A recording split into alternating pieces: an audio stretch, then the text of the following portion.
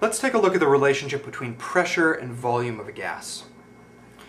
To do this, we're going to imagine that we have a container similar to ones that we've looked at before, where I've got a plunger on one end. This container is filled with gas particles, which I'll indicate as usual by these red circles here. Right now, the pressure on this gas sample is relatively low. P stands for pressure. But as we've learned previously, because gas is compressible, I can put pressure on this piston and I can push it further into the container. And what's eventually going to happen after I've increased the pressure there is that I'm going to have all these gas particles squeezed into a much smaller area. So over here, the pressure is much higher. Let's look at what happens to the volume during this change. Volume right here, relatively speaking, is pretty high. These gas particles have a good amount of room to move around in. On the other hand, the volume over here is pretty low. We've squeezed them into a much smaller space. So as pressure goes up from low to high, volume goes down.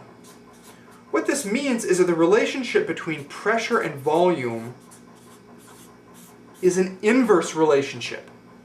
As pressure goes up, volume goes down. They move in different directions. On the other hand, if pressure were to go down, the volume would be able to go up. You're familiar with an inverse relationship because you see this a lot with the cost of things that you buy. As something becomes more expensive, fewer people want to buy it.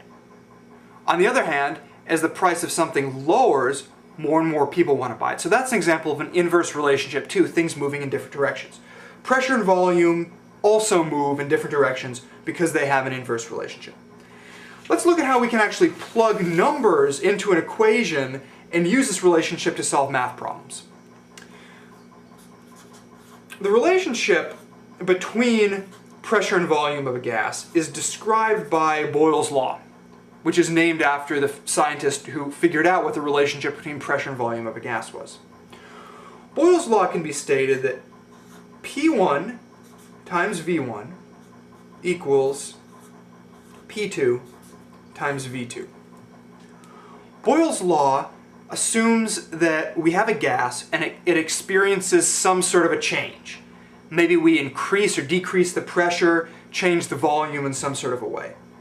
So P1 V1 means that the pressure and the volume before the change multiplied together, so here we have before, equals the pressure and the volume after the change multiplied together. So let's move right into an example of a math problem that we might do to see how we can use this. I think it'll make a lot more sense. Here is a sample problem.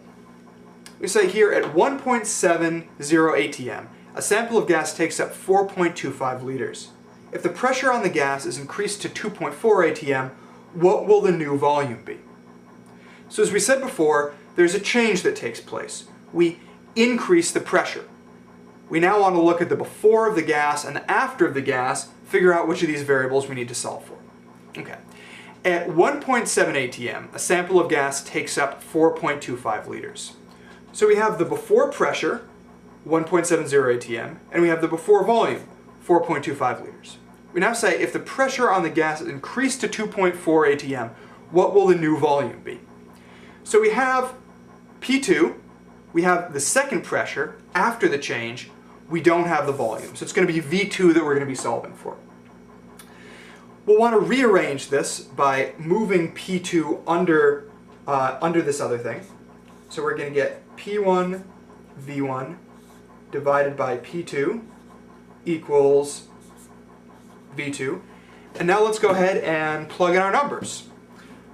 Initial pressure is 1.70 atm times initial volume, which is 4.25 liters, divided by the second pressure, which is 2.40 atm. Now let's take a look at how we set this up. ATM's up here, ATM's down here, which means that the atmospheres are going to cancel out. We're left with liters, and our final answer is going to be 3.01 liters. Before we call it quits, let's see if this makes sense. Well, we started at 4.25 liters and we increased the pressure on the gas, which means that we squeezed it into a smaller space. So 3.01 liters is less than 4.25 liters. This makes sense that we'd have a smaller volume after increasing the pressure.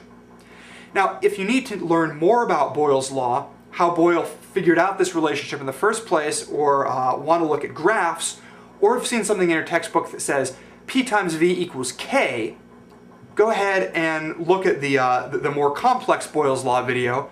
Otherwise, you can just move on to the next gas law videos.